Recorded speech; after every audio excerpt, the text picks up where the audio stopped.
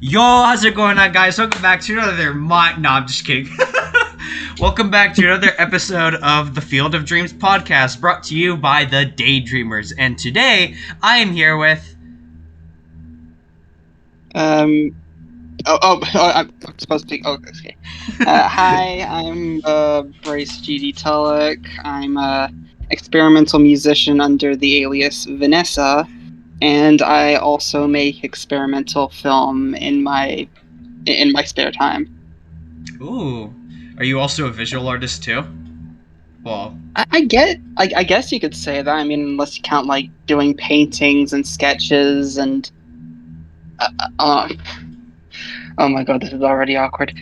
Yeah, unless you count like regular like artistry, like sketches and paintings as like visual arts, then yeah, I guess I could say that. hell yeah.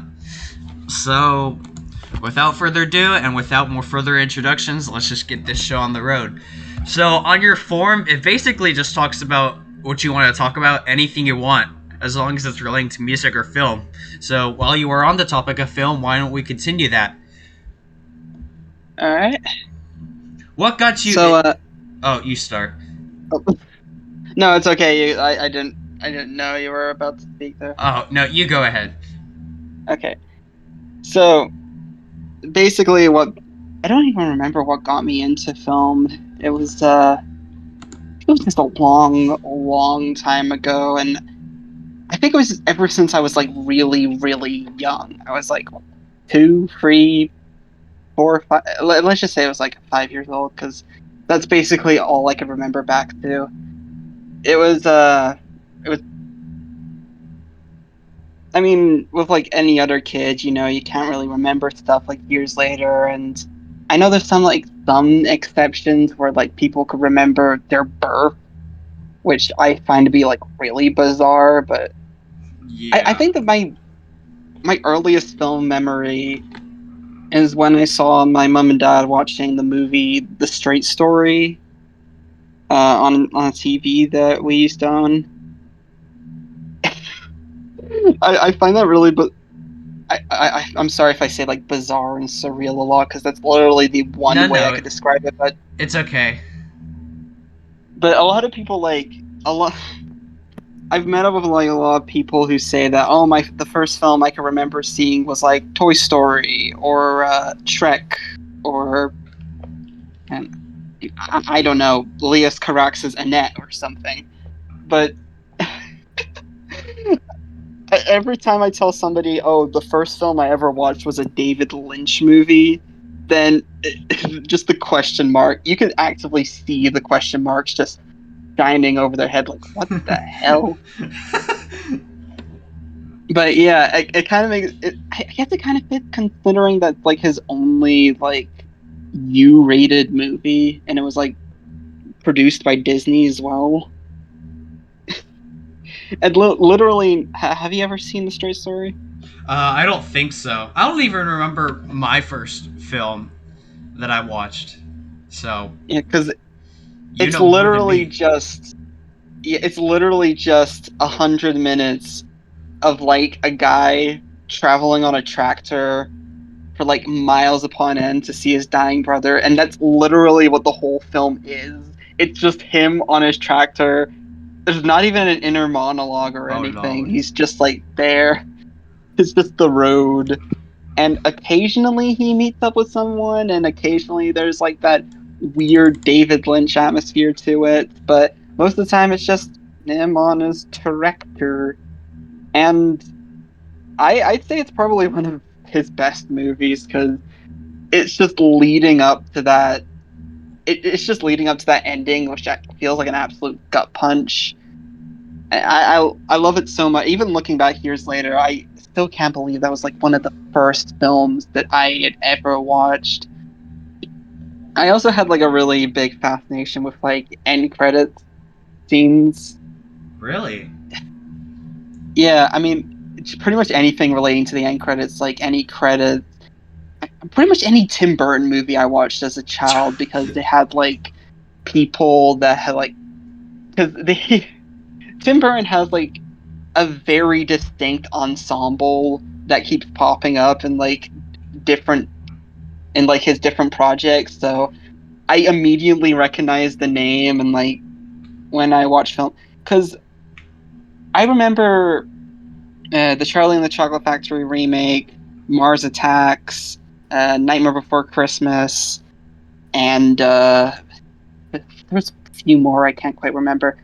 But I also remember seeing like Batman when I was younger, like Tim Burton's Batman, Yeah. and they all had like a very similar ensemble to the point where I loved I love those movies so much to the point where I started like begging my mom to like watch watch films that I clearly wasn't old enough to see yet Oh because my. it had because it had like people that were like affiliated with Tim Burton. You were just Let's that addicted to him. Yeah, I mean that wasn't until I realized that some of the Tim Burton movies I liked as a kid kind of sucked. But you know, it's still like an A minus filmography that he has A minus. because he still has like a lot of really good films like Sleepy Hollow, Beetlejuice, such and such. I know I'm coming off as like a really huge fanboy, but he's not even my favorite director anymore. But I still really like his work. It's kind of just like shapes me into like, okay, that sounds unbelievably corny, but it is true. It is the kind of surrealism that's kind of shaped me as a human being. Do you think he shaped you into making like artistic feelings like with your music right now? Um, I guess, but okay, probably not in the music side of things. That was when I first listened to like Björk, like during lockdown. That's where I first discovered Björk, and I think a lot of like the big surrealist art, the big like experimental artists that a lot of people always like hound other people to listen to. You know, like Ween or Captain Beefheart or I want to say Negative Land, but they're kind of a little more obscure when it comes to like this sort of thing because Yeah. I know it's like I know a lot more people bring up Ween and Pink Floyd and I don't know Oingo Boingo, but I know a few people who keep saying like, "Oh, have you listened to Oingo Boingo?" I think those few people were just all me, but whatever. Um, So yeah, but more. yeah, and I think the reason as to why I'm getting more into like sound collage as of late is because of Negative Lands. Because I listened to the first album I listened to from them was okay, technically not an album, but it was the ABCs of Anarchism by which was a collab album with one hit wonder band Chumbawamba. All right. So which is just an odd experience to behold because it was basically just like a music YouTube poof in a way. Oh my god. Okay. Because I think it samples like I remember that it samples a lot of like the Beatles and Spice Girls and Oh no, Jesus I think the Christ. Beatles was more like Helter Stupid, but yeah, as you can tell, I am really fascinated with like Negative Land. It is they are just I really wish I really wish I could like contact them in some way because I have been contacting like a lot of musicians as of late, and like the ones I were able to get in contact to, they were like really kind people. But the duo just doesn't seem to be available like anywhere online. So Like, there's no contact information available, or is he just like really busy? I don't know about the busy part. There's just like literally no contact information. They don't have a Oh. Facebook. They don't have an Instagram. I don't even think. I think like Wobbly's official like website. I don't even think it has any contact Oh information. wow. So yeah, it's basically just one of the few like experimental artists that I really want to contact, but they just don't seem to be anywhere. And I don't live in America. I've never been out of the country, so yeah. Well then.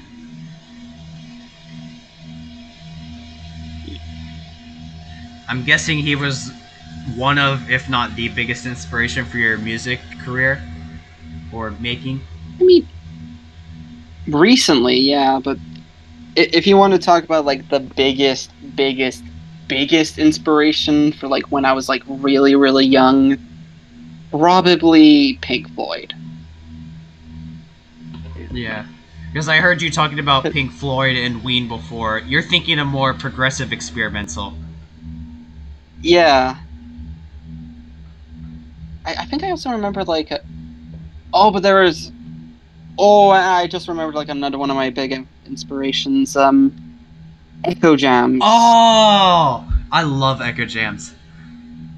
Oh my God, I it was just when I was like really starting to get into vaporwave. I mean, it's definitely because it's like one of the big progenitors of like how big the subgenre like okay, it's really I think I'm not saying it's like the one that got rolled the dominoes for there to be so many more like vaporwave projects. That's I think the honor has to go to either like Farside Virtual or Floral Shop, but it was definitely the one that started the idea in a sense. Yeah, a lot of people And credit Echo Jams as the founder of Vaporwave, while Floral Shop and them were, spearheaded the popularity of the genre.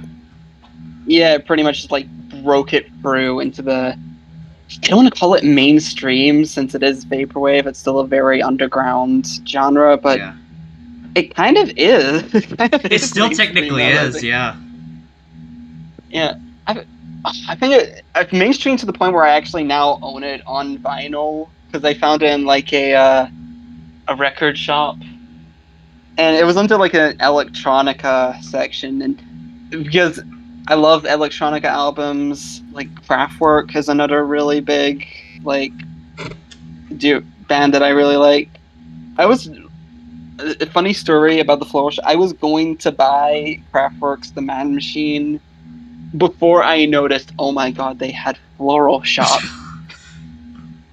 And my mom just looks so confused because she has never even heard of the genre of vaporwave. And I said to her, Mom, they have floral shop. We gotta go buy it. And she's just like, what? Floral Shop. What the hell is a floral shop? Why is it all in Japanese? What the hell is this like Greek statue of things? It looks like it was made in Photoshop. And it probably And it was, probably but was. yeah. So yeah, I got the vine and it's still like up there on my shelf to this very day. You're lucky. Oh, Although I've always wanted an Echo Jams vinyl or physical more than Floral Shop. I've always wanted it too. I mean, I know there's like zero, not zero, but there's like very, very, very, very few uh, official pressings of Echo Jams because there's like a lot of bootlegs Yeah. and There's only oh like. my Yeah, like even the bootlegs I would want to own definitely. because even if it's not like the official version and Daniel Lopatin himself said that he doesn't really like people buying the bootlegs, I would still buy it Huh. anyways because at least even if it's not an official capacity, I'm still holding like a big piece of vaporwave history in my hand. Yeah, the only official Echo Jams physical that there ever was like a 100 or 200 cassette pressing when it was first released. Everything else, literally everything else, has been bootleg. Yeah. CDs, vinyls, the rest of the cassette, yeah. I also really want to own like there's like specific vaporwave albums that I want to own on vinyl, but I also want to own on cassette.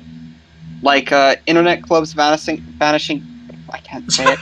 Internet Club's Vanishing Visions. That's one Yeah. I want to own on cassette, and so is like one of the Echo Jams bootlegs. But Surfing's Deep Fantasy, which is like one of my favorite albums of all time, that is one I would want to own on vinyl because it is such a crisp listen from beginning to end. And even if like a lot of people argue that some of the tracks just go on for too long, I don't care. It is a very I don't know if I want to call it like atmospheric, but it is definitely unique since it's one of those very, very few vaporwave albums that combines like samples with like original instrumentation, which I think is like really rad. Yeah. It's one of the few like it's one of like the few properly experimental vaporwave albums. Okay, that might be a controversial opinion. All vaporwave is experimental in a way. Anyways, but yeah. Oh my god, I am so tired. And it's but yeah, surfing is just like another really good one that I want to own on.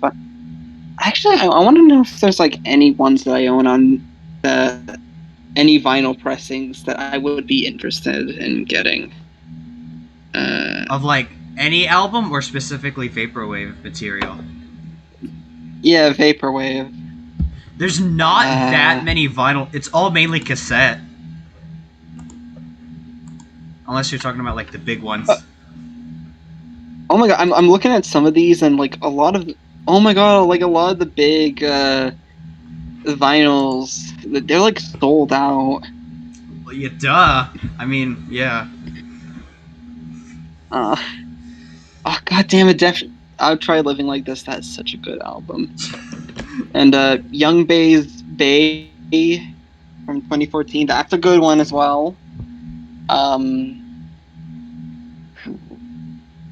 I think it's not like oh uh I don't know if I want to call this underrated because it's probably one of the most well-known projects, but Machine Girls because I'm young and arrogant and hate everything you stand for. That is such a good album. That's yeah.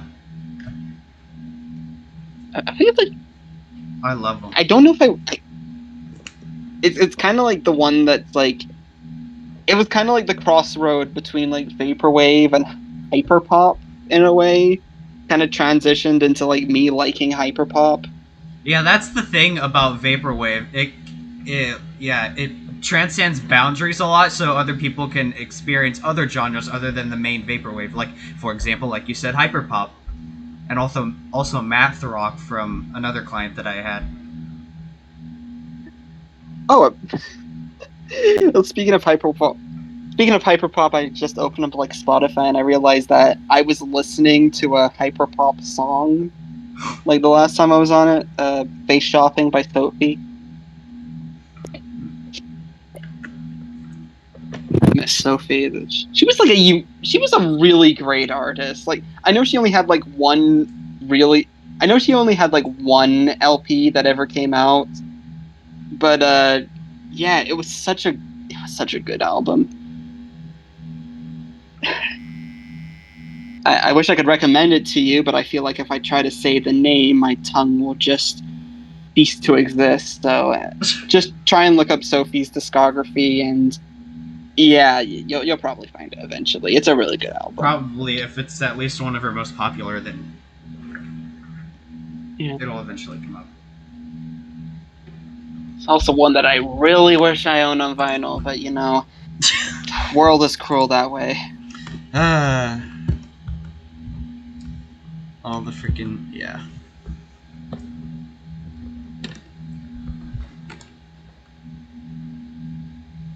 Is there any? Well, actually, I just asked that question. Never mind. I was gonna ask you what do you like to own on vinyl, and it could be outside of vaporwave, but I think we already answered that. Oh, I have plenty of ones that I really want to own, like outside of vaporwave. I think I have like an entire like list in my book somewhere. Oh, jeez. I'm okay. So, judging from like the list I have, it's gonna be like a very schizophrenic sort of list. So prepare yourself. All right. Chapel Roan's Rise and Fall of a Midwest Princess. Black Sabbath's Master of Reality. Flying Lotus's Cosmogramma. Captain Beefheart's Trout Mask Replica. Crazy World of Arthur Brown's Strangelands. The Residents commercial album. Spark Number One in Heaven. Joanna Newsom's The Milk-Eye Mender, Simon and Garfunkel's Bookends, Susie and the Banshees' Juju, Oingo Boingo's Dead Man's Party, or Nothing to Fear, or Good for Your Soul. Just literally any Oingo Boingo album I would prefer. And the most important of all, the granddaddy of all experimental artists, Fly by Yoko Ono. Oh, that. Ooh. It was Just like. throwing like a good Ooh. curveball. I got like flared up right there. Oh my! I love throwing curveballs. It's like it's like the most fun thing you can like do as like an artist. I love surprises, don't you? Yeah, like a lot of. I think there's a lot of like filmmakers I know that just throw surprises with like every single release that they do. Um, Harmony Korine being one of them. John Waters is one of them to an extent because he can make like really experimental stuff, very trashy stuff, and then he like pulls the 180 and makes like a mainstream film with like Matthew Lillard and Tracy Ullman. Yeah. So yeah.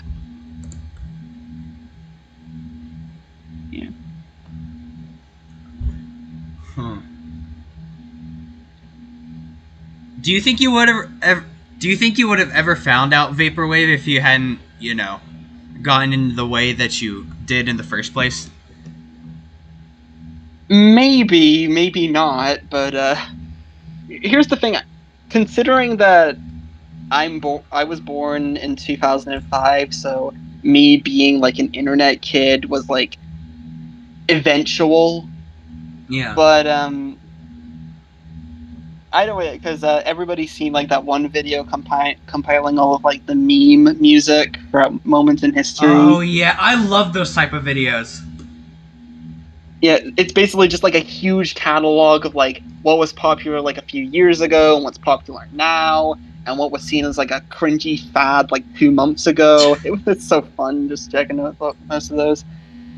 And one of those combinations I saw that Lisa Frank 420 off of Macintosh Plus's Floral Shop was on there, so I was pretty much going to discover the genre no matter what, because like I said, 2005, it's pretty much like a rite of passage for anyone born in 2005 to discover the internet, then discover YouTube, and then discover that memes video, and then just the pathway to vaporwave. So Yeah, it's really. there's a pretty much like eventually, yeah, It's all just a matter of if you decide to look further into it, because Floral Shop is massive, especially in the meme community. It's just a matter of if you decide to look further into it. yeah. Because I don't think I ever saw any other like vaporwave album that got to that general like that big of like mainstream meme stardom. Memes. Oh my god, that sounded so weird. Yeah. Maybe there was only one that I could think of either than Lisa Frank 420 that's kind of gone that way to like the meme stardomish sort of thing. It's such an awkward sentence to say, but I can't think of any other like term for it. And that is like Teen Pregnancy, Blank Banshee. Oh yeah. Those albums, I guess, but not to the extent of Floral Shop. Yeah.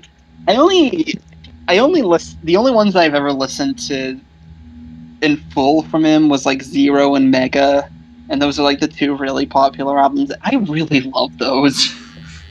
It might soon enough I will listen to his or her. Though I don't think he ever like revealed his like identity, but it's it is, eventually I will get to listening to their whole discography. That's a promise. Eventually, how much of the percent way are you completed right now? Well, like I said, the only ones I've listened to are Mega and Zero, and I listened to like a few songs of like a few other projects for like for like a project. Yeah. So I'd say about like 15-20%. It's a long way, but it is background noise or something while you work. Yeah, because oh yeah, speaking of, I know you probably didn't really like you were probably gonna get to this eventually, but it's kind of a a weird, very niche thing that I just so happen to be a part of. But I I okay. I am part of a community that makes videos where it compiles like every single song title from a band or artist. Well, that's very underground. How is it? How is Yeah, that like? I've never heard of that. it is, depending on the artist, either very fun or very painful. Like, Because yeah, give me an example, cause I have an idea. I just need to see it in action. I have a few examples in mind. It's like some of them that I worked on, but it's like ones that are like these are some like one of my it's a lot of my friends like worked on. But I will probably send you like a few examples later because there is just a lot that goes on with this little genre, this little subgenre of video, and I just have it is just a lot of fun because depending on if you're like working on okay, to explain it the best I can with how it feels is to work on one. If it's like a relatively small discography with like songs that are like rarely sung, then yeah, it could be a cakewalk. Then there's like the ones with like the decent amount. Like I think the one that's coming to mind right now that I really enjoyed making was one on Witchfinder General, Oh. because yeah, because that was like a very tiny one, but that was also like really fun to edit. Same with 2009 Sound System. Ava's Tumor was another really fun one to do. I know one of my friends did one on the Jane Remover. I need to Uh, look this up because this sounds fun, but I need to see like an example. Because is it like just compiling song titles into like one sentence and trying to make it work, or is it like mishmashing them and manipulating them into something? yeah, it's literally just like a comp. I'll actually send you like the the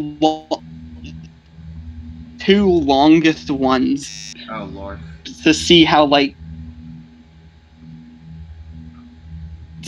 how maddening this genre can get at points. Okay. I want to see this because I'm like, whoa. Okay. These are two, one done by me and the other done by a good friend, Horse. It's basically just a collaboration between Foyne, Horse, and I, and they were painful. These two were so painful to work on. Like, the Prince one took like 2 years to make Holy cow! 3 hours? because, like, yeah, the Prince one was awful.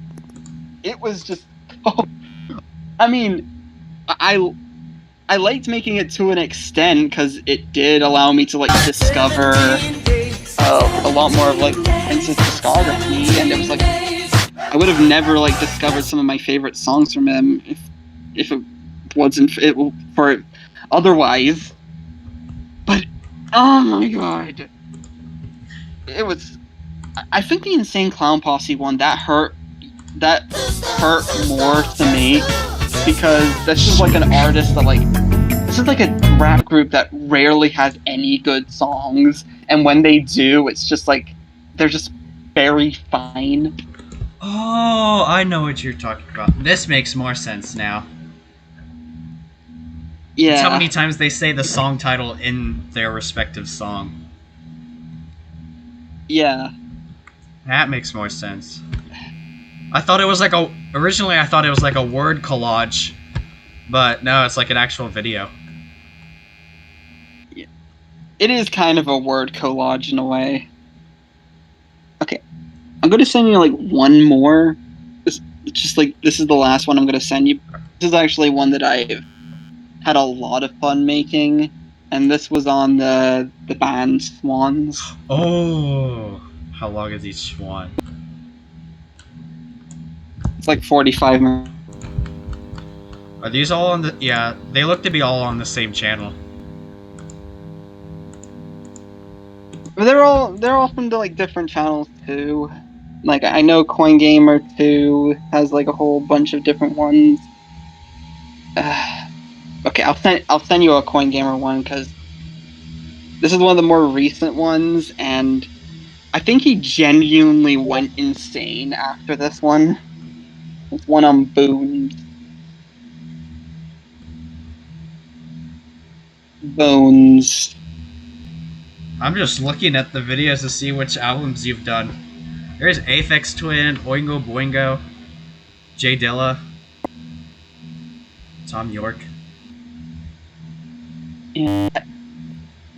Here's the fun thing about the Jay Dilla one. I kind of broke my rules a little bit because I did not include like Rebirth of Detroit because literally nobody likes Rebirth of Detroit and it's not even widely available. So what's the point of even including it? It's also like I'm kind of surprised that no one's ever heard of like. There's like a very few amount that heard of Everything But the Girl, and that's like those are like two artists that deserve like the attention because they are just great.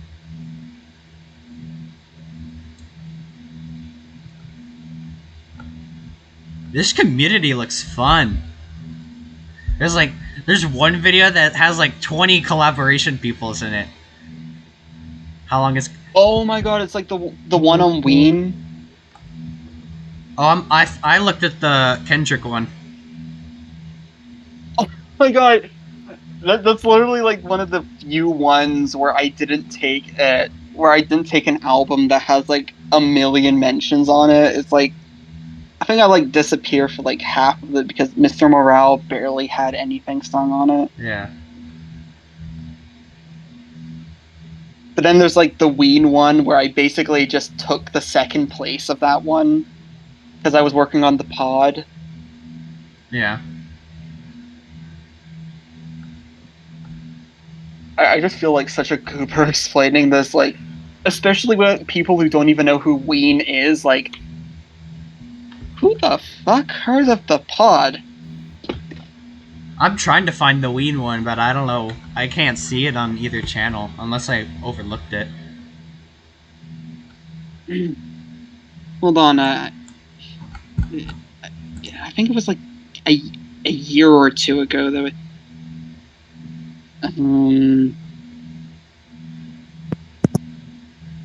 There we go. Oh, Oh, a lot of people. Wow. This looks sick.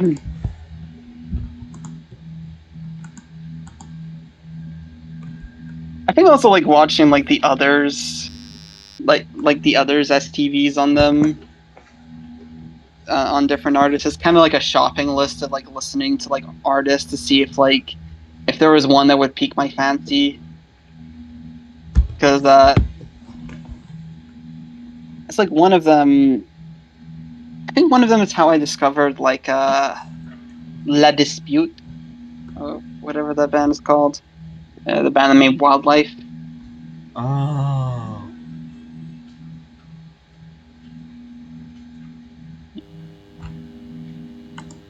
So yeah, that's pretty much what I work on with like a bunch of people in my neck of the woods for whenever I'm not working on music or film reviews. How long have you been in the community for that? I think I think it's been like 3 years now. Oh, wow. Because I know that I remember. Wait, really? It's only been like oh yeah, it has been like 2 years. Because I know that I started working on the Prince one first, but I wanted to do like a few ones on the side, and it was the last thing I'll say about like STVs is that the Prince one, it was torture to make, but it was so rewarding when it was like finally done. But at the same time, it feels weird that you're not still doing it because that's been one that I've been working on for like a while. It's like almost every single day I add like an addition to that, and now that it's done, it's just like I have that certain feeling of, well, now what? I know that feeling all too well. That's insane, though. You just pick out the titles in every song, and that's their entire discography too, right? Yeah, pretty Oh, much. jeez. I think Good I lord. think for a while I just did studio albums, but then when I realized that everyone else started including like entire discographies in it, including like live show cuts that never got like studio recordings or like EPs or mixtapes or just a whole bunch of crap, I started to think, wait a minute, I can actually torture myself more. This is gonna be Oh fun. my god. So so I started adding like a little more to it, leading to like when I remade my friend Oreo's Oingo Boingo SDV, and that turned out to be like twice as long as the original. The original was deleted, but because like YouTube sucks, but this was like my weird way of salvaging it, and yeah, that's pretty much the history with. That's a real freaking cool ass community. Hello? It gets very chaotic at points too. Like I think I have one like coming out like in about like 2 hours. Oh wow. It's yeah, it's scheduled, and it's like a Friday the 13th special where I cover Marilyn Manson. That turned out to be like a lot longer than I expected. Even the two collaborators that helped out with it, they were like, "How the fuck? This was only supposed to be 20 minutes. How the fuck did it get this long?"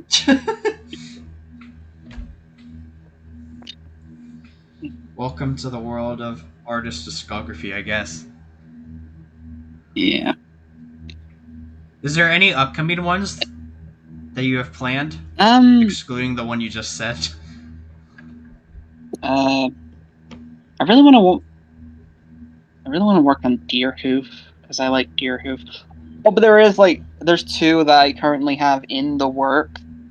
One is another collab with Horse. It is on Nick Cave and the Bad Seed, which is a genuinely amazing band that I highly recommend. Um, and another one is like a huge one that the entire community is working on. It's a remake of one on the Beatles. Oh yeah. I saw like 50 Beetle videos over it, so it makes sense. Yeah, and we're planning on like releasing it on like I don't remember, it's like the fifth or sixth anniversary of the STV community because the fifth anniversary is like this year, so it is going to be like a really big occasion, and I'm super excited to see like how it turns out. How close is it to completion? Um, actually, I haven't checked. Hold on. Oh. Uh, I forgot I named them the Octopus's Garden guys. All right. All right. So, two studio albums still need to be done. Four pseudo live albums still need to be done, and yeah, so pretty much we only have like seven albums left, and the runtime currently is at 57 minutes and 50 seconds, so it is going to be a longie. Okay. I'm gonna definitely keep a lookout for that now. I'm interested. Yeah. I don't remember which album that I was working. I think, I think knowing me, the only one that I took was like the film soundtrack one, the one they did on Yellow Submarine, which only had like 3 original songs in it, and I just give it. I still feel really bad for that because like I gave everyone else the harder ones. I just like got off. But then again, I was working on Marilyn Manson at the time, so Yeah. I needed a break.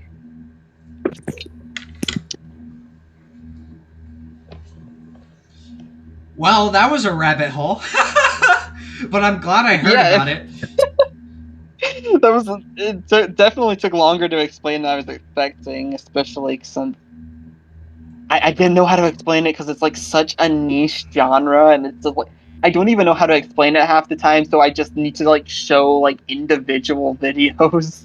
You had to explain it to me too, yeah, because I thought it was like you collabing song titles into like one singular word phrase, not an actual, you know, how many times does X artist say X title in X song?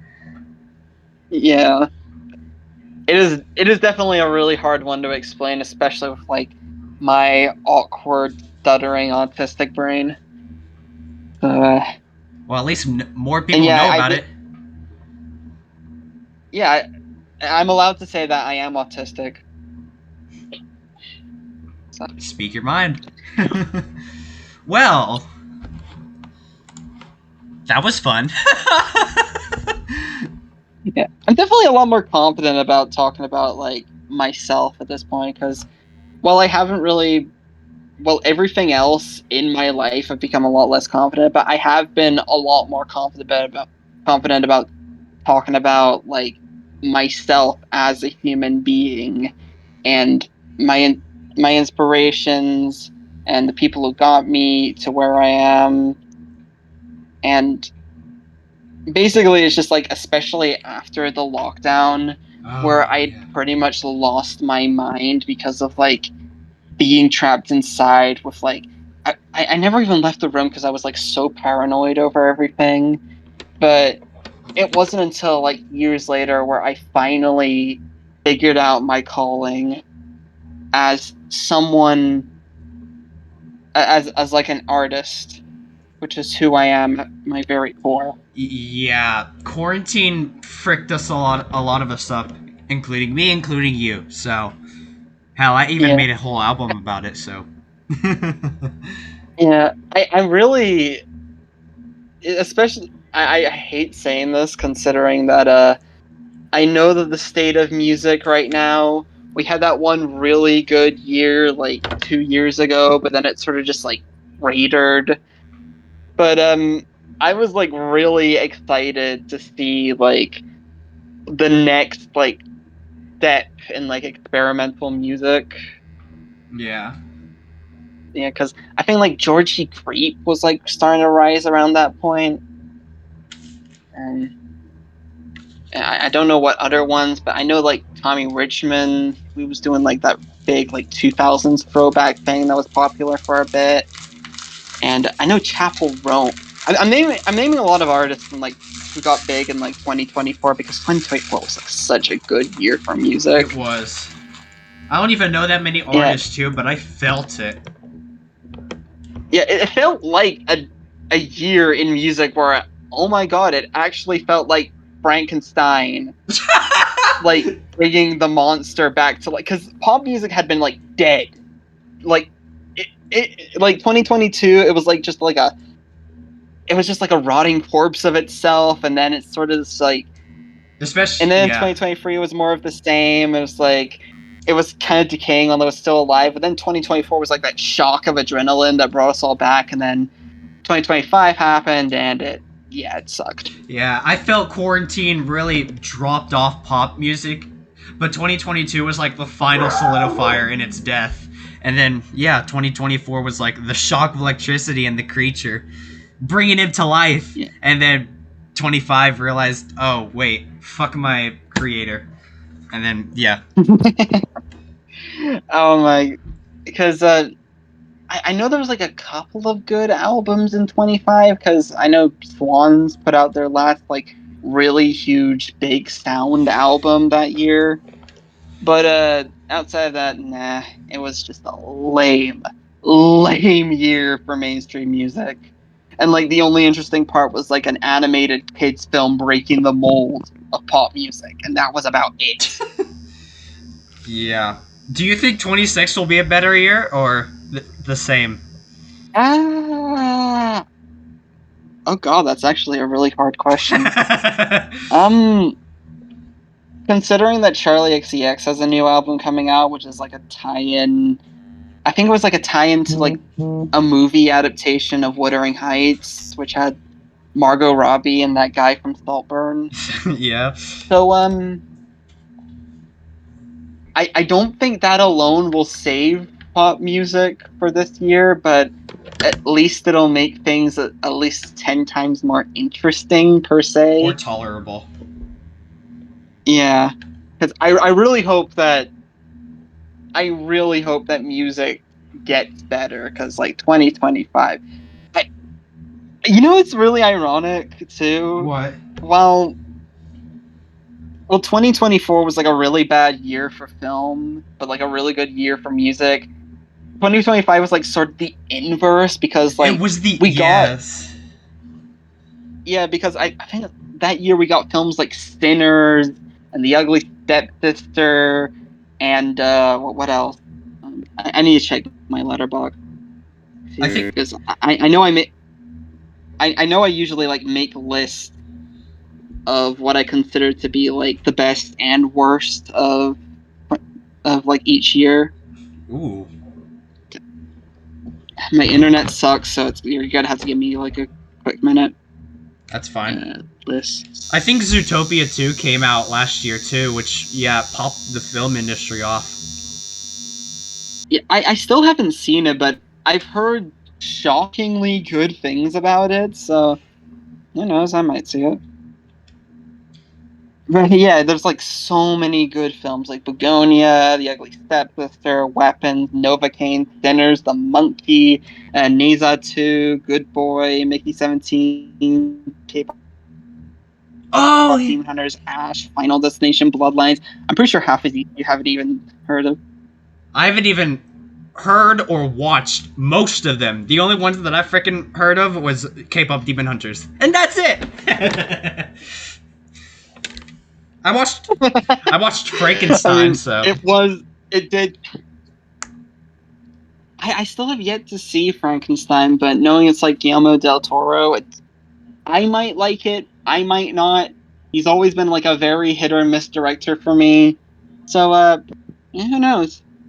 it's a good modern adaptation of the book. Honestly, there's some parts that don't exactly line up, but it's better than say like the 1930 or 1980 or 90 adaptations. I don't know. Um, because I know that like a lot of like I really like a lot of the Universal monster films, and seeing like people's different spin on them is like really fun sometimes. But other times it's like, what the hell are you doing, man? Like, bro, what is Because this? yeah, another really good like I know this is kind of like a bit of a stretch calling this like a Universal Monsters adaptation because the original was based on the same book that the Universal Monsters. Nosferatu. Never heard of that. It, it's pretty much like that really weird Silent Hill movie that was referenced in SpongeBob. Oh, yeah. Yeah, it was like back in the 1920s. It was a very loose remake of like Dracula, and they tried to like change a whole lot of it because they couldn't get the rights to the book, but that ended up failing. So the film ended up being lost for a long time, but then it was recovered. And then Robert Eggers, the same guy who made The Lighthouse, aka the black and white movie about Willem Dafoe and Robert Pattinson, as wikis talking like demon language to each other. Yeah. So yeah, he came in, directed a honestly really good adaptation of the thing, and I'm pretty sure that was where my experience with like Nosferatu had ended because there was like 3 really good film adaptations of it, and then it's just like it just vanishes after that. Do you prefer adaptations to from books to movies, or vice versa, or its original counterpart? Um, I, oh my god, it really depends. I know this seems like a really redundant answer, but it really depends on like the source material.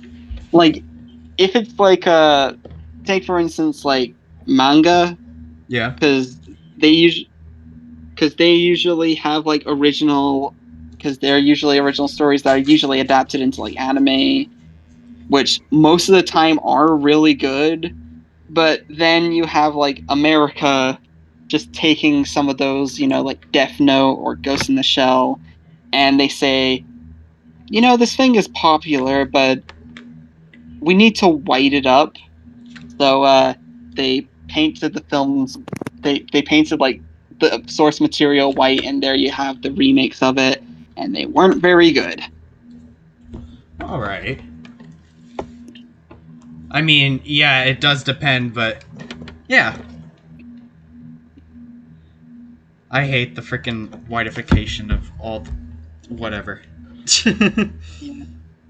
I know this is like a really obvious like compare. This is very obvious. I know this is like a very, very, very obvious like comparison to make, but I really hate the Last Airbender movie. I hate like but I feel like speaking it into existence is kind of like detrimental to like humankind, because every time somebody speaks it into existence, there's always either like a new adaptation of The Last Airbender being in the works. So it's kind of like the Voldemort of like film adaptations. It's like the remake who shall not be named. Oh, good lord. It's just that's why I really don't like talking about like that remake in general, because I love the original show. I think it's like one of the best shows Nickelodeon had ever made, but at the same time, what was going through their heads when they decided to get M. Night Shyamalan to like direct that? Because he, after The Sixth Sense and Signs, he cannot direct for shit. I am sorry. I get what you mean too, because oh my god. Yeah, like he is. That is one of the few like directors I could say is a legit, whose legacy is legit embarrassing. Like he had like a couple of really good films at the start, but then like The Village happened, then Lady in the Water happened, then The Happening happened. Oh. Yes, there is an actual movie called The Happening. It's kind of hilarious, but it's just like any time he decides to like put his entire name on a project, it's like a death curse in a way. And it wasn't even until like recently where people started to like respect him as a filmmaker again. So I mean, I can see where you're coming from too, because during the Middle Age, where you stated that yeah, it was not very, yeah. um, and I feel like with like how many bad, because like the rite of passage for like any film reviewers to review a Shyamalan movie, like completely rip it to shreds. And I used to watch that a long time ago, and I feel like I know more about M. Night Shyamalan movies than I do with the eyes of my own mother. That's how embarrassing it is. Okay. Fire take, but hey, say your mind. Yeah. Well, I guess since we're still on the topic of film, is there anything else that you wanted to talk about in the film industry or film in general? Um, there is a couple of things, but I feel like if I get into like all I really want to say about like the film industry in its current state right now, then this entire like episode would be like 7 hours long. Oh no. So I'll keep it to like the most obvious sort of things. Um, so yeah, Is it similar to the music I'm industry and how it was or is uh now? well, depending on like if you want to say like there's like big studios who try to like monopolize like low effort in order to get big bucks out of it, because there is like so much I could talk about with like Netflix publicly stating that they're making their films dumber in order to keep like subscription services Well, and that like was kind of obvious and blatant. I yeah. And I could talk about like the whole like generative like AI controversy, but I feel like everybody has like already talked about it so much that I feel like there's nothing else to add. And I do agree with like a lot of those opinions, because it's just the generative stuff that I really don't like. It makes me sick. It's very low effort. It looks very ugly. It is very obvious. like And advertisements or just everything when it comes to like, because like some artists are using it for music, they're using it for ads, they're using it for like, I'm pretty sure like one of my who used to be one of my favorite filmmakers was Darren Aronofsky, who made like really good films like Black Swan and Pi and Mother, and the only one anyone's ever heard of, The Whale. oh yeah. Yeah, he's made like a ton of like really good movies, and he was like getting very experimental at points. But then he decided to make that whole announcement that he's making like a series entirely with like generative AI, and then my first thought was like, "Oh no, what the hell are you doing, man? What the hell?" Hell no. Because I don't support laziness. Like, as someone who is like currently working on like an animated movie, like by myself, Ooh, you are. yeah, it, I'm currently like about a half hour in out of 80 minutes, and you know, so far it is kind of going better than I expected. So it probably might be out about like June of next year. But to say the least, I a lot of people don't really know this about me, but I am very, very, very passionate about like creativity and freedom. But the problem is I don't support laziness, and I don't support like bland, like I don't even know how to describe it. It's like ev- everything about generative stuff is basically the reason why I hate the modern film industry, because they're trying to like monopolize it. They're trying to like use like they're trying to like write scripts. There's like some I think some movies like outright movies and shows outright admitted that they used like GPT for like the writing the scripts, like the finale to Stranger Things. Yeah. Or the freaking new Disney thing. Yeah, and I think I've already like talked about this movie enough, but I'm pretty sure like one of Netflix's movies, like it was a musical, and they like used AI to like pitch correct the someone's vocals, which I mean, the movie was already bad enough. You really wanted to throw that in there? Ew. Ew, ew, Yeah. no. No, what are you? Oh my. Yeah. Every time I think about that movie now, it's just like it makes me angry.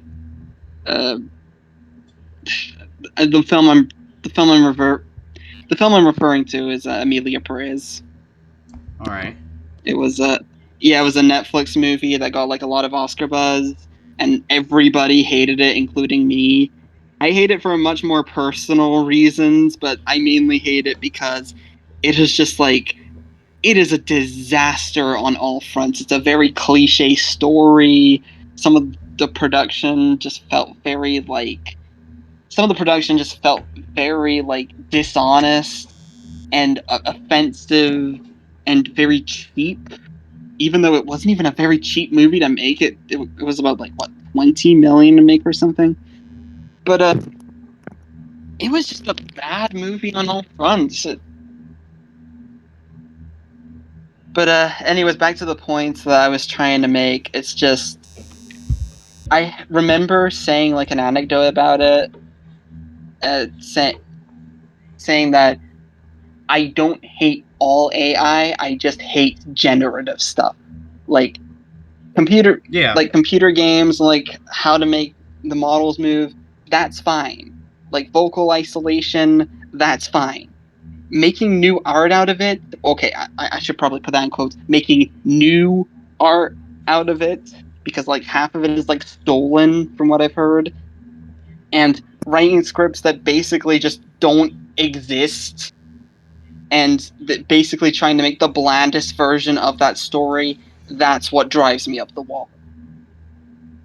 Yeah. Because I really wish I had this written down like prior, because I cannot explain my thoughts about that well.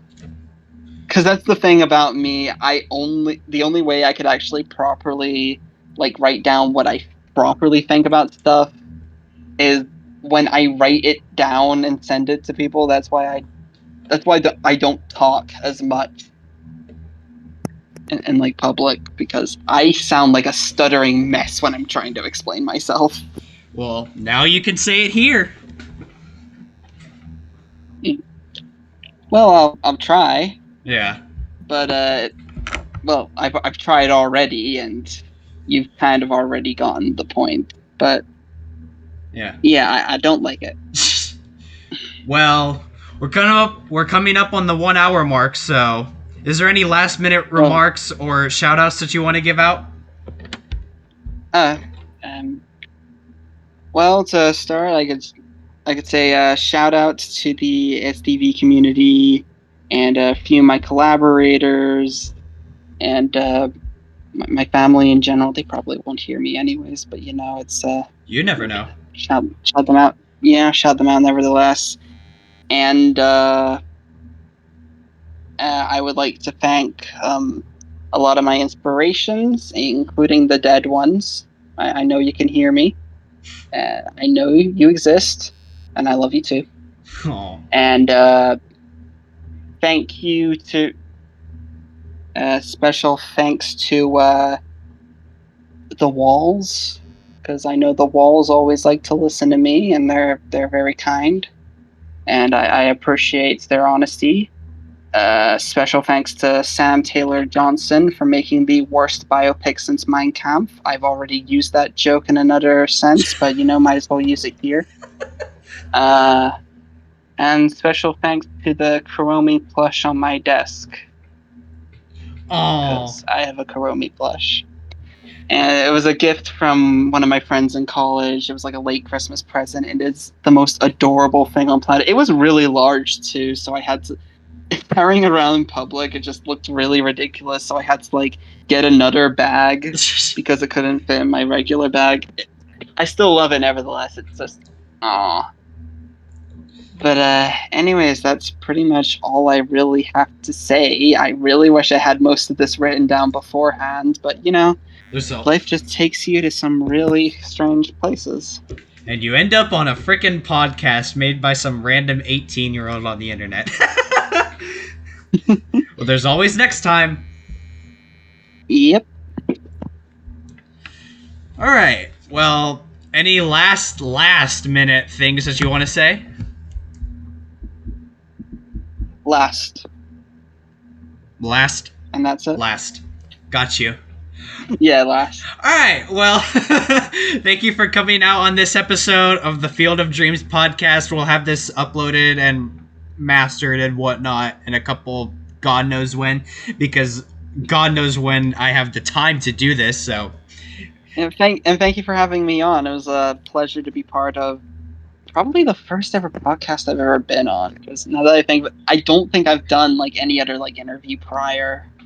So it's been an honor being your first, being the first one here, or the I don't think I said that right.